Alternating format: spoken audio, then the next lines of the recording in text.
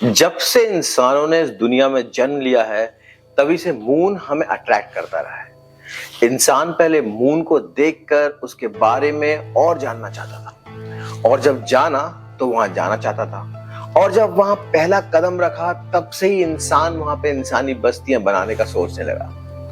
पर क्या आप जानते हैं कि भले ही इंसानों ने दोबारा मून पर कदम ना रखा हो और ना ही मून पर कॉलोनीज बनाने में सक्सेस मिली हो, पर एक शख्स ऐसा है जिसकी कब्र मून पर बनाई गई है।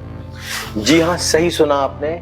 आज का वीडियो उसी शख्स के बारे में है जिसको मून की लूनर सॉइल में दफनाया गया है। तो इस वीडियो को पूरा देखना, क्योंकि जो इंफॉर्मेशन यहां मिलेगी वो और कहीं नहीं मिलेगी। चैनल को सब्सक्राइब नहीं किया है तो जरूर कर लो।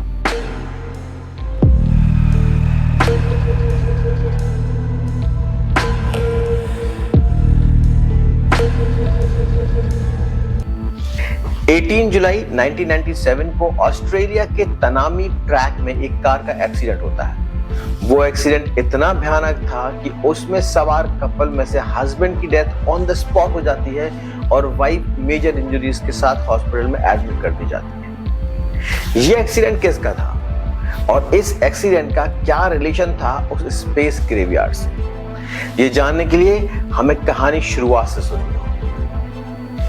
यूजीनी मार्ले शूमेकर का जन्म 28 अप्रैल 1928 में लॉस एंजलिस के कैलिफोर्निया में हुआ। उनकी मां एक टीचर थी और उनके पापा एक फार्मर, टीचर और बिजनेसमैन। उन्हें प्यार से लोग जिनी कहा करते थे। जिनी का बचपन में अपनी मां के साथ ज्यादा समय बीता। एक्चुअली जहां उनकी मां को सिटीज में रहना और अपने टीचिंग के पैशन को परस्यू करना पसंद था, वहीं उनके पापा को फार्मिंग और गांव की जिंदगी पसंद थी। रिजल्टिंग वो अपनी मां के साथ सिटीज में ज्यादा रहे और गर्मी की छुट्टियों में अपने पापा के पास आ जाया करते। एक बार जब वो बफेलो म्यूजियम ऑफ एजुकेशन में गए तो उन्हें रॉक्स के बारे में जानने को मिला और वहीं से उनका इंटरेस्ट रॉक्स में डेवलप हुआ। उनको मिनरल्स और रॉक्स के सैंपल्स कलेक्ट करना बहुत ज्यादा पसंद आता। जब वो 4th ग्रेड में थे तो उन्होंने अपनी इवनिंग क्लासेस में हाई स्कूल की क्लासेस लेना शुरू कर दिया और 13 की उम्र में उन्होंने अपनी हाई स्कूल में एनरोल कर लिया। केवल 19 की उम्र में उन्होंने अपनी बैचलर्स की डिग्री कंप्लीट कर ली थी। इस बीच उनका जियोलॉजी का पैशन बढ़ता ही गया और फिर उन्होंने शादी की अपने बेस्ट फ्रेंड की सिस्टर कैरोलिन से।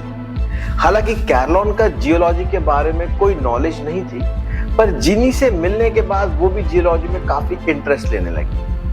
उन्होंने अपने मास्टर्स के बाद यूनाइटेड स्टेट जियोलॉजिकल सर्वे ज्वाइन किया और उन्हीं दिनों उन्हें यूरेनियम डिपॉजिट के रिसर्च प्रोजेक्ट में काम करने का मौका मिला। इसी प्रोजेक्ट के दौरान उनका इंटरेस्ट मून की ओर डेवलप होने लगा और वो ये सोचते रहते कि मून की जियोलॉजी कैसी होगी, क्या वो कभी मून पर ट्रैवल कर सकते हैं। उनका इंटरेस्ट एस्ट्रॉइड्स और एक्सट्राटेरेस्ट्रियल वोल्केनोस में भी डेवलप होने लगा था।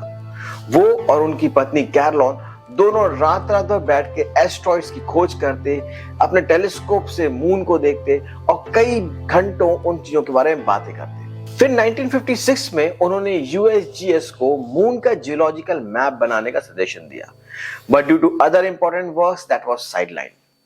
फिर 1961 में यूएसजीएस को एस्ट्रोलॉजी का प्रोजेक्ट मिलता है, जिसमें उन्हें रेंजर मिशन को मून और एस्ट्रोनॉट्स की ट्रेनिंग का काम मिलता है।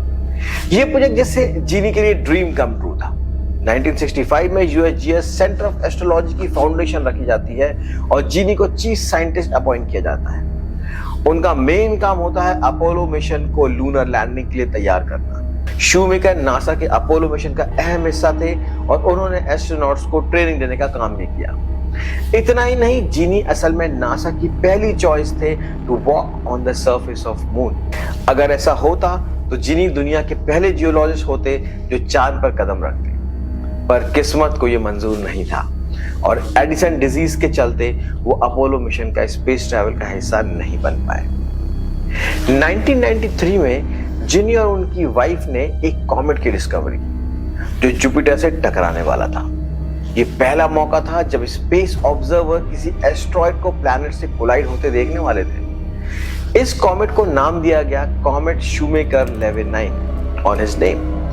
ये कॉमेट जुलाई 1994 में जुपिटर से कोलाइड हुआ और दुनिया भर में लोगों ने इसको देखा।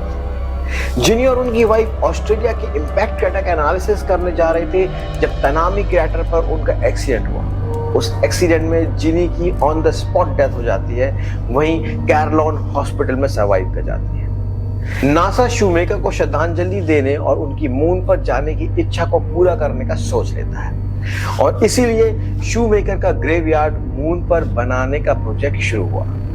पर प्रॉब्लम यह थी कि किसी डेड बॉडी को लूनर सरफेस तक ले जाने का काम आसान नहीं था। इसलिए जिनी का अंतिम संस्कार यहाँ अर्थ पे किया गया और उनकी एशेज को एक कैप्सूल में रखा गया।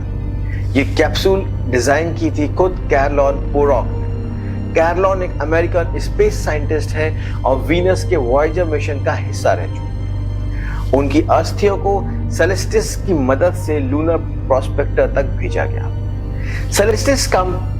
सेलेस्टिस एक प्राइवेट कंपनी है जो डेड ह्यूमन रिमेन्स को स्पेस में लेकर जाती है। सेलेस्टिस कंपनी पहले भी कुछ फेमस लोगों की एशेज को स्पेस में लेकर जा चुकी थी, पर उन्हें वापस अर्थ पर ही लेकर आई थी। ये पहली बार हो रहा था कि किसी की एशेज को लूनर सॉइल में बरी करने का प्रोग्राम था।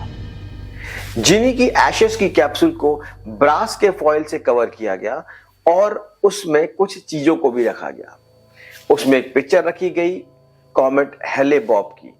यह कॉमेट था जिसे शूमेकर ने लास्ट डिस्कवर किया था और साथ में रखी गई शेक्सपियर की रोमियो जूलियट की कुछ लाइंस। इस कैप्सूल को सेलेस्टिस ने लूनर प्रोस्पेक्टस के साथ जोड़ दिया। लूनर प्रोस्पेक्टस ने अगले 18 मंथ्स तक अपना मून पे मिशन कंप्लीट किया। फिर 31 जुलाई 1999 में लूनर प्रोब ने शूमेकर क्रेटर में क्रैश किया। यह वही क्रेटर था जिसकी डिस्कवरी जिनी शूमेकर ने की थी और उन्हीं के नाम पर इस क्रेटर का नाम रखा गया था। इस तरह जिनी शूमेकर इस यूनिवर्स के पहले इंसान बन गए जिनकी एशेज मून पर दफन है। जब ये बात आप किसी को बताते हैं, लोग इस बात पे विश्वास नहीं करते, पर यह कहानी एक सच्ची कहानी है। बात इसमें नहीं है कि उनकी एशेज मून पर हैं या उनका मून पर पहला ग्रेवयार्ड है। बात ये सीखने की है कि अपनी लाइफ में अपने पैशन को इतनी मेहनत से जरूर करो कि दुनिया तुम्हारे लिए कुछ ऐसा कर जाए जो सोच के परे हो। आज के इस वीडियो में बस इतना ही। Do like, share and subscribe and share with everyone that there is a graveyard on our moon. Till then, bye bye and be with me on Theories.